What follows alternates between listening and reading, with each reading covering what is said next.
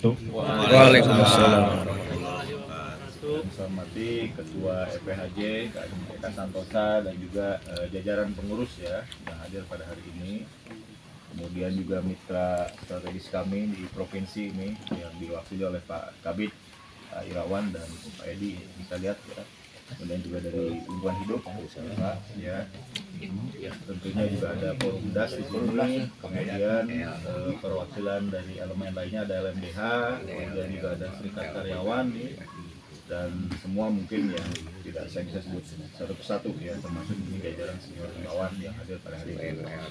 Alhamdulillah pada momen ini ya, kalau undangan yang saya terima ini adalah perayaan 2 tahun EPHJ ya, mereka. Jadi sudah panjang lebar saya dengar tadi perjalanan panjang. Selendang pandang apa selendang pandang? Panjang. Selendang panjang. Selendang panjang. Karena selendang mah eueuh tungtungna terus gitu maksudnya. Panjang bisa apalin selendang di kopi. Karena ini akan berlanjut. Ya, artinya bahwa luar biasa perjalanan EPHJ yang memang waktu itu diinisiasi dan dilahirkan gitu ya, bertepatan dengan hari ini, Hari Kebangkitan Nasional. Tentunya semua tujuan baik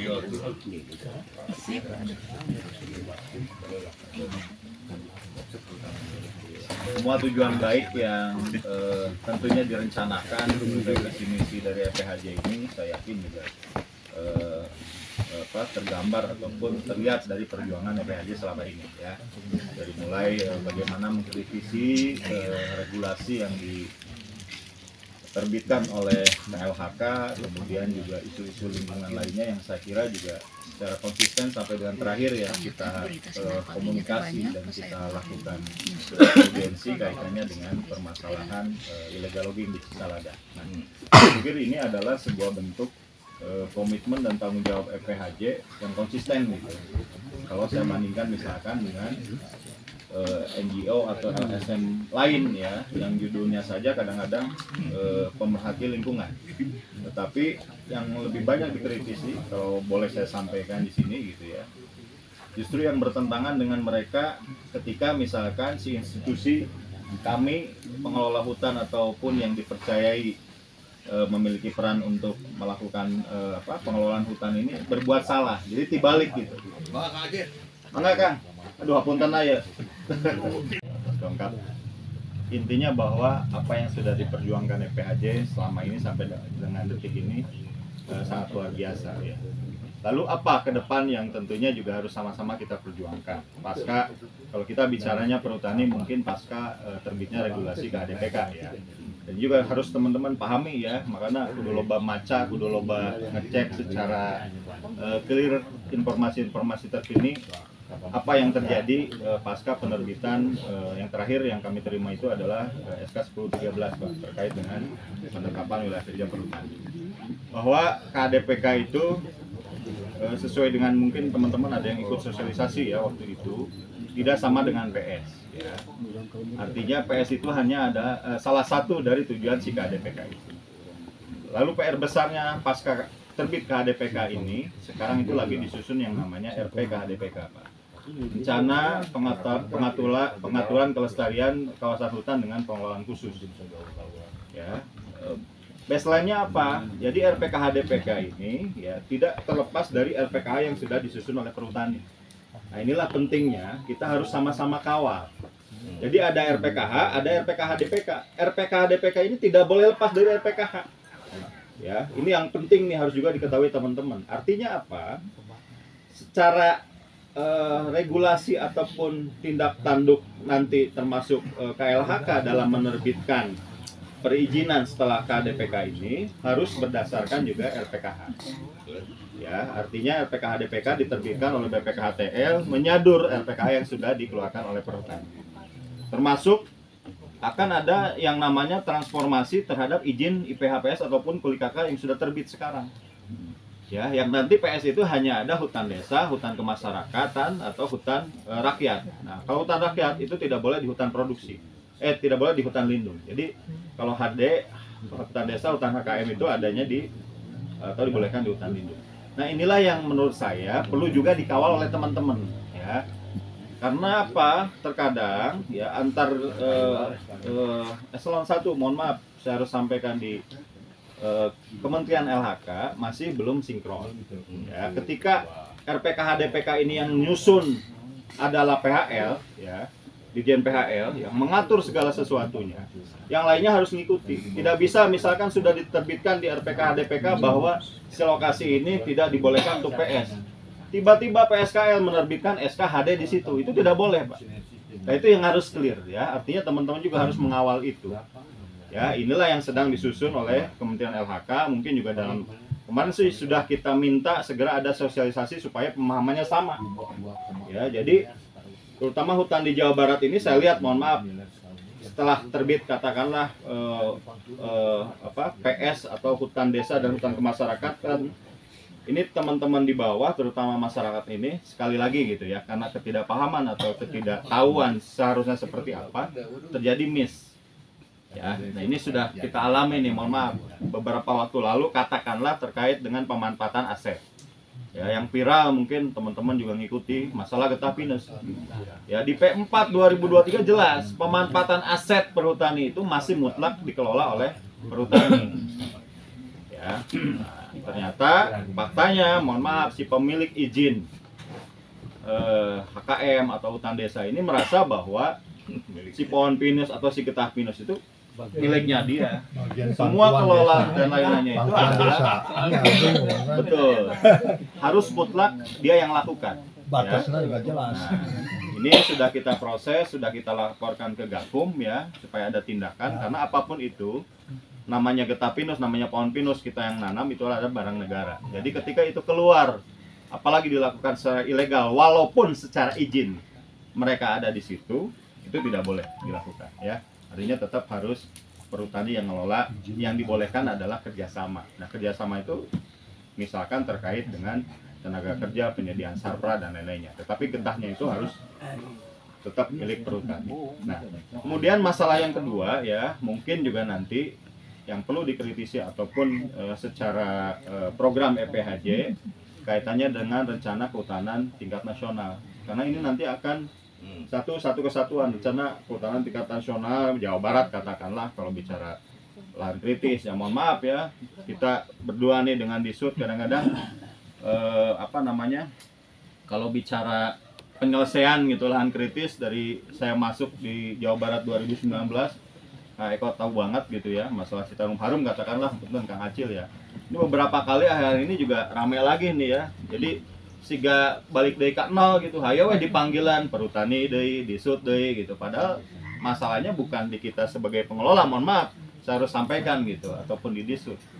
Berbagai upaya untuk rehabilitasi itu sudah kita lakukan. Bahkan terakhir yang saya tahu sebagai Adem Badung Selatan waktu itu, distrik 0 Citarum itu tinggal kurang lebih 1.600 hektar, dan itu sudah kita selesaikan melalui program RHL ya sampai tahun 2021. Nah, artinya disitulah peran EPHJ juga harusnya ikut mengawas sejauh mana sih implementasi kebijakan ataupun hal lainnya yang terkait dengan program lingkungan ini secara konsisten dilakukan. Nah, karena saya lihat terkadang, mohon maaf, kami itu ya bukan capek sih, artinya gawe capek teka pakai gitu. Artinya banyak upaya-upaya yang sudah kita tunjukkan gitu ya. Tetapi ketika ada satu isu atau masalah yang terkadang kita pahami bersama bahwa itu bukan dari kami sebagai pengelola hutan gitu ya, tapi kita yang dapat getahnya dan selalu dijadikan tanda kutip kambing hitam ya dalam hal perusakan hutan dan lain-lain ya. Nah, yang terakhir mungkin kami juga berterima kasih, apresiasi lah ke PHJ ya, satu-satunya yang menyuarakan ketika kami melakukan penangkapan terhadap mohon maaf, pembalak liar di Cisalada Ciamis ya. Itu kita geret semua, dan ini memang harapannya sampai ke tokoh utama yang sponsor intelektualnya ya gitu, tokoh intelektualnya kita dapatkan gitu. Dan per hari minggu lalu sudah P21, baik yang kasus oleh Ijudin CS maupun 2 kasus lainnya yang memang secara proses dilakukan oleh Polres Pangandaran. Jadi clear ada 3 kasus Pak Tio ya, 1 yang ditangani oleh Gakum dan Perhutani, tersangkanya Ijudin CS, kemudian yang 2 kasus yang ditangani oleh Polres Pangandaran beberapa waktu lalu setelah kejadian yang Ijudin CS ini. Kami di demo, kami di, mohon maaf, di viral di media sosial segala macam itu, nggak ada yang belain. Padahal itu udah jelas yang namanya lahan hutan, ya secara de facto. Kemudian juga di situ ada kawasan pelindungan setempat dihabisin sama gerombolan atau ya kalau dia mengedepankannya ormasnya namanya MGP gitu ya. Nah, kami ya dibantu sama EPHJ yang menyuarakan sampai KNK sendiri kena somasi gitu ya. Tapi ya alhamdulillahnya proses itu sudah kita lalui dan kita minta sebetulnya sekarang tahap untuk pengawalan di pengadilannya. Jangan sampai, mohon maaf, proses-proses yang terjadi di belakang itu sehingga si oknum-oknum ini dengan cara-cara dia tentunya gitu bisa terbebas dari tuntutan pidananya. Ini yang harus kita kawal, bahwa konsistensi EPHJ dalam mengawal isu-isu lingkungan ini bisa lebih bersinergi tentunya dengan Perhutani. Nah, ini harus kita kawal nih dalam jangka pendek ya, mudah-mudahan sih dalam minggu ini sudah keluar jadwal sidangnya. Kalau perlu ya di up gitu ya, di bareng-bareng supaya pengadilan ini juga, oh ini banyak orang yang menyoroti kasus ini gitu. Ini bukan kecil Pak. Saya amankan tuh 400 kubik ya. Kalau dia mengatasnamakan masyarakat, nggak mungkin. Namanya masyarakat tuh punya beko, punya sensor ya, yang lebih luar biasa. Sensornya itu bukan sensor hanya sensor tangan, punya alat portable mesin penggergajian yang masuk semua ke hutan ya, termasuk juga alat berat ya, dan itu kita sudah amankan semua. Artinya ini penjahat besar gitu ya, artinya bukan ecek-ecek yang selalu dia kedepankan itu, ini masyarakat, ini tanah masyarakat, ini hak masyarakat dan lain-lain. Dan saya pastikan masyarakatnya juga masyarakat yang mana ya, kalian tahu sendiri lah di Pangandaran.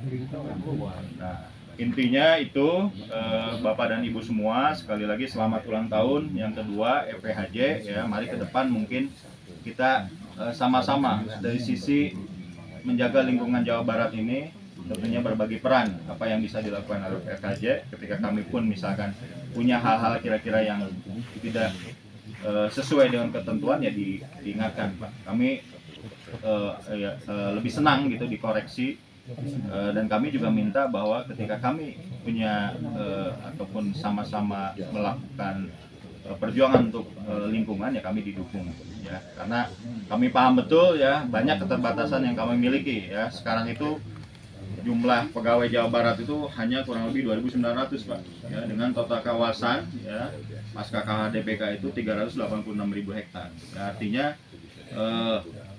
span of controlnya semakin kesini itu semakin kecil ya. Siapa yang sanggup atau mampu bantu jaga hutan selain tentunya masyarakat itu sendiri ya.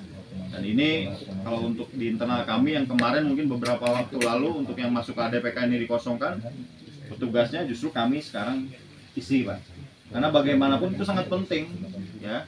Beberapa waktu lalu misalkan masuk Gema PS ya, ini harus saya sampaikan, ke Pangalengan ya, ke Purwakarta, itu masuk lagi Pak, dia bawa-bawa SK yang saya pikir itu udah nggak laku itu. Betul nggak Pak Edi, yang Pak Irawan, namanya SK Pokja PS Jawa Barat masih ada nggak? Nah, terus bawa SK peta lampiran peta 287 yang secara informasi dari KLHK itu belum clear gitu ya. Jadi tidak atau belum ada sosialisasi atau bahkan rilis resmi dari KLHK. Dan saya tegaskan ke teman-teman di lapangan, ketika ada orang-orang seperti itu silahkan langsung proses secara pidana, karena sudah dipastikan itu ilegal ya. Nah, alhamdulillah kemarin juga saya dengar dari teman-teman Walhi, teman-teman FK3I gitu ya, sudah mulai satu pemahaman ketika bicara PS, apalagi di situ yang maju, mohon maaf cuma PS, mereka juga agak khawatir gitu karena kasus-kasus sebelumnya kaitannya dengan kerusakan lingkungan dan lain-lain. Mungkin itu kurang lebihnya, mohon maaf sekali lagi. Saya akhiri, wabillahi taufiq wal hidayah. Assalamualaikum warahmatullahi wabarakatuh.